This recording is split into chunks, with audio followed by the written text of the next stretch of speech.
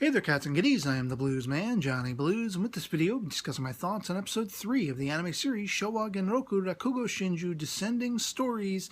And holy hell, man, this was all kinds of freaking intense. Yotaro completely stepped to the plate in this sucker. His care and compassion for Konatsu coming to the fore, and very much in answer to a worry that was raised by the tail end of the previous episode, not only within him, but within myself, the viewer, wondering what is she doing? What is she up to? What's going on with her when she's getting dropped off back at, the Yakumo's pad by this sort of fishy old guy, and you got a driver slash bodyguard sort of, ushering her back into the Yakumo's pad and everything like that. It just seemed fishy. And even then, it hadn't actually occurred to me, there wasn't any sort of a kernel of thought that this might play back on his former, days as a Yakuza, as a gangster, and the whole gangland sort of Yakuza mafioso thing. It didn't occur to me at all. And how interpersonally it would go, how deeply down that rabbit hole it would go for Konatsu. It was completely, lambasting me in this episode, these revelations and the suspicions on Yotaro's part. Of course, we begin the episode, it's a festival time, and Konatsu's off on her own with her sort of, womanly boss, her matronly boss, and with her child, and you have Yotaro, who is still getting chummy with Higuchi, who's very suspicious as a character. I just, I sort of touched upon this, but the more we have interaction between him and the Yakumo, between him and Yotaro, Kamsukuroku, as he's now known, taking on that title, it seems like the way he's observing the scenario, the way he's questioning things, what is his deal? Is he a plant via, the Yakuza? Is he a plant as far as like a reporter, a roving reporter, maybe investigative reporter? He's trying to uncover the secrets and maybe he's going to write like a sort of gossip rag or a sort of biography or something like that. I don't exactly know. Maybe he's trying to uncover hidden truths relating back to what happened with Konatsu's mother and father. I don't know exactly what his motivations are, but he is just, suspicious as all hell to me, especially in his interactions with Yotaro and kind of ribbing him. Yotaro is very much practicing. Even if he cannot necessarily grasp the meaning of certain things going on in the Rakugo, he loves the characters, and that's one of the things that very, very much makes him passionate about the Rakugo. He loves these amazing characters that, as he later describes to the Yakumo toward the end of the episode, no matter how downtrodden they are, they have these adventures. They can make better versions of themselves and do all these things. They can aspire and reach great heights, whether that's actually, characters doing so, achieving something, or just the sort of entertainment value in the crazy wackiness of their stories, of their plights as being on display in these Rakugo performances. And Yotaro, he's ushering out this string of disses and superlatives left, right, and center. This carpenter is apparently yelling at a tree or something like that. And he doesn't quite grasp what the meaning of all these words is. He's really adept at getting the rhythm down and hearing it by sound and learning it by ear very much, and repeating it, parroting it. And it's interesting that, because look how far he's come. Look, he's attained the sort of, I guess you could say, exaltedness of taking on the Tsukuroku name, of reaching the Shuuchi positioning in this Rakugo hierarchy. And all of that has been, earned because he is just a good mimic in a sense. And a lot of people have been telling him he's got to grow into his own Rakugo. And maybe by the end of this episode, you have Higuchi, who is kind of still, he's bothering me. He's like a gnat that won't go away. It's like I want to chase him away, because he is so suspicious. But he is actually implanting Yotaro with positive words, empowering words, especially after this encounter with this gangster that's basically has those ties to Konatsu. Once that is all said and done, Yotaro falls back on that performance, on all of those, basically inflammatory statements and names that he throws at this gangster. I thought he had, brass set of balls going in there, going up in this guy's digs and just being like, listen, I'm laying down the law. It's all about his care and compassion for Konatsu and her child. and kind of his husbandly duty. This is his responsibility now to, if any, if there's any worry on his part that somebody's going to be encroaching upon that or threatening that, he's got to lay down the law. And he completely manned up and got in the face of this former gangster boss, who we find out in this episode was responsible for putting him in prison. He took the fall for a higher up, for on the echelons of this Yakuza gangster format, a boss just higher than him, but of course not nearly as high as the gang boss guy, the head guy that he encounters and confronts in this episode. And this guy completely doesn't remember him at all. Oh, it was you who did that? Well, maybe I kind of vaguely remember that. You can't account for me to remember every face of every underling that I employ and all this kind of stuff. Just very pompous and full of himself, chip on his shoulder, typical gang leader, gang boss kind of character. And he even manhandles Yotaro for a little bit there. When he's getting up in his face, he throws him in like the fish pond after he tries to get Konatsu involved, and she's pleading, please stop. Well, what the hell is this all about? Yotaro has kind of pieced it together looking at this child. I know he's not mine. I wasn't with her. Who else could it have been? He kind of sort of looks like the Yakumo. He kind of has, a similar hair color and facial structure and all these things. But when I'm looking at him, and I'm looking at you, man, I'm looking at you with the with the like white hair over the sides and looking all old and respectable and everything.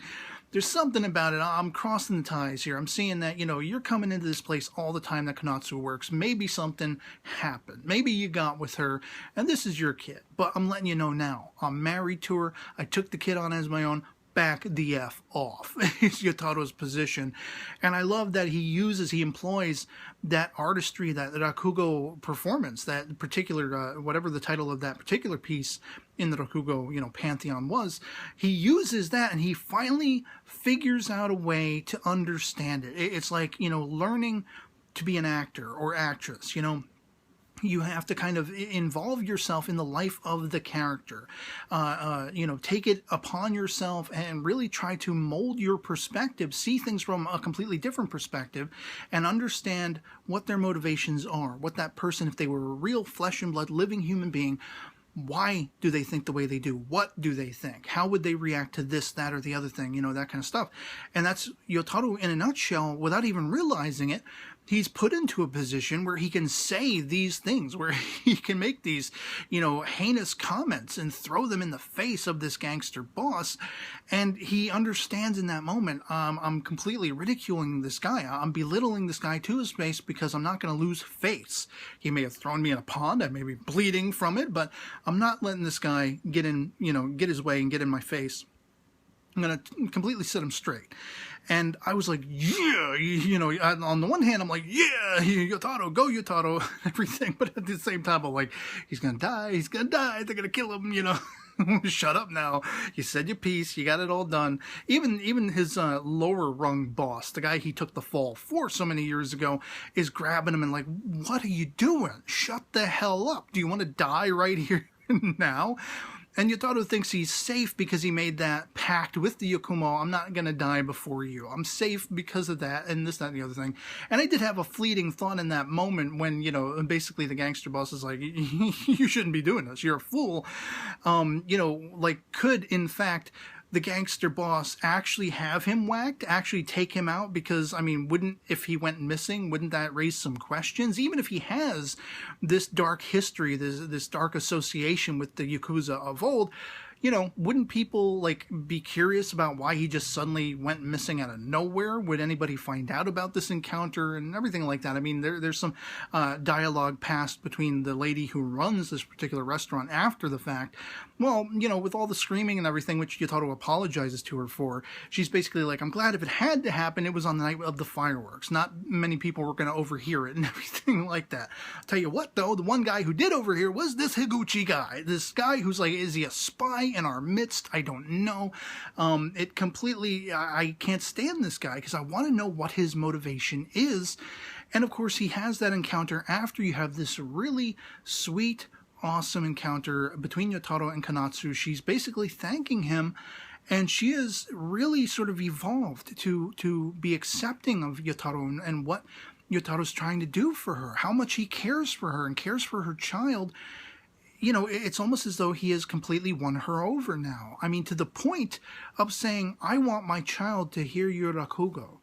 Whether it's an extension of her father's, or whether it's, you know, she's saying in the here and now, I want your Rakugo to be heard by my son. You know, you are his father. Toward the end, when, you know, Yotaro is yet again practicing, she's about to go to bed. She overhears this and says very heartwarmingly to her child who is sleeping next to her, that is your daddy's Rakugo.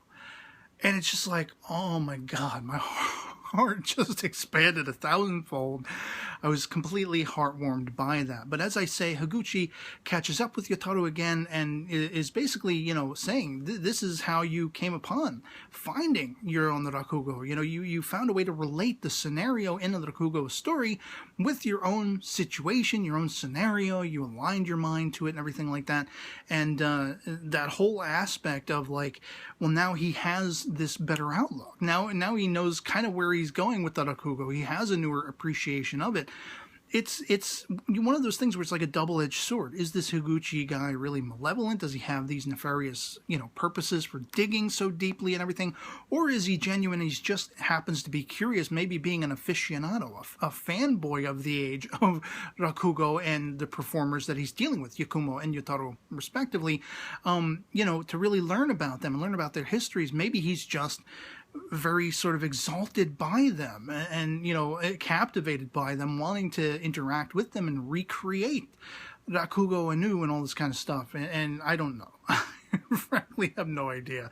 But I did think it was really interesting, too, that, you know, when basically you have Yotaro talking to the Yakumo, you know, the Yakumo, in understanding now where sort of Yotaro is coming from, he's kind of opened his mind. And at first he is pushing Yotaro off about this idea of let's have a celebratory, one of these days, let's have a celebratory family sort of Rakugo performance where we all perform and everything like that. And very begrudgingly, the Yakumo sort of exacerbatedly agrees to this. But then he decides to put on this one particular piece that he is insistent Yotaro learns. And you begin to realize very quickly, as Yotaro does, that he's mimicking, basically, re-embodying the Sukeroku of old, you know, Konatsu's father's way of performing it. And Yotaro is completely starstruck by this because he feels like, I am seeing the Sukeroku of old. This is what his performance sounded like. This is what it must have looked like if I had been alive back in that day to see him perform it. And I just find it utmost interesting that, you know, even now, I mean, the entire first season was dedicated to very much revolving around the back history of the Yakumo and his interactions with Miyokichi and Sukeroku, the Sukeroku of old, Konatsu's parents, and how much they are ever present in this modern story. I mean, it kind of, you know, it was a very intriguing first season. I enjoyed every episode of it and all the ups and downs, ins and outs of the story and the interpersonal conflict and everything that was going on there. I loved Sukeroku as a father, as we saw toward the end of the first season. But I mean, it's really interesting that this is really Konatsu's motivation for even seeking out this gangster to begin with. She was very much fearful, and I think this might have been something that stemmed out of how honorable a man Yotaro had been in wanting to become her husband and take care of she and her child. You know, she was beginning to question her own life and her own living in this restaurant where I guess she's kind of like an escort. You know, they pay to spend time with her and everything like that. This gangland boss guy, I guess they had a night of intimacy, or maybe a few, you know, led to the birth of this child. And she was really fearful that she was slipping down that slippery slope, following in the footsteps of her own mother, and really scared about that, you know, wanting to have a more honorable, you know, respectable life than what her, you know, what led to her mother's own end and everything like that. And it just really tugged at my heartstrings to see how fearful she was, to contemplate that it must have been born out of seeing how respectable and loving and caring a man Yotaro was, and taking care and concern in her and her child, and then wanting to be better herself, you know, very much, again, as I say, evolving to accepting him and realizing what he wants. It's, you know, without any sort of physical embrace, it's like they were hugging each other toward the end.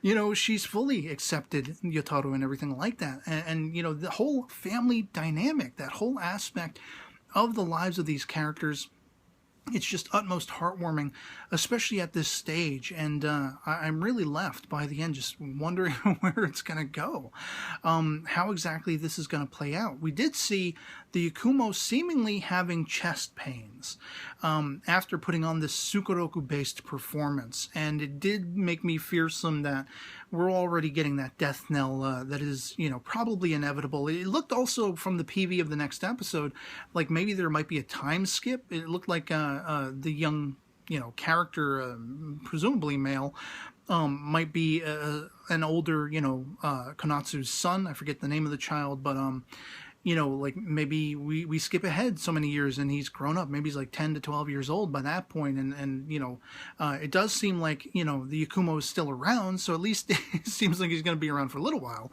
I don't know if I'm reading that, misreading that or reading it wrong, that there is going to be such a time skip. But it's definitely intriguing to me. And I'm just going to be curious to see what other skeletons in the closets of these characters might rear their ugly heads, or if in fact, as I suspect, this Higuchi guy is not everything he claims to be, could there be some malevolent and nefarious purpose to his digging and trying to get in on the lives of Yotaro and the Yakumo and, Konatsu and all this stuff? What is his reasoning? Is it just that he is an artist? Is it just that he is sort of, a fanatical fanboy of these people, and he's just, completely enamored with learning more about them and everything like that? Or is it something devious? And will he potentially represent any kind of threat? As much as the gangland boss and the Yakuza and all of that history Yotaro had, to find out that he was a fall guy, he was very much a patsy in his past. What is that going to amount to, especially for those who don't know that? People are up in arms, thinking the very livelihood of Rakugo, this very art form, is at stake, knowing that one of the biggest sort of advocates for it, one of the biggest players in it, had ties to this gangland lifestyle. So is this something that is going to yet be a down note for his path to want to, be able to effectively own this artistry, own this craft, and make it an actual legitimate, sort of career in his life to support the lives of himself, Konatsu, her child, and all that good stuff. And once again, I'm so in love with this series and so captivated and compelled to see where it's going to go from here. So yeah, otherwise that'll be pretty much it for me on this. Hope this video finds you well, and I'll catch you all later. Peace.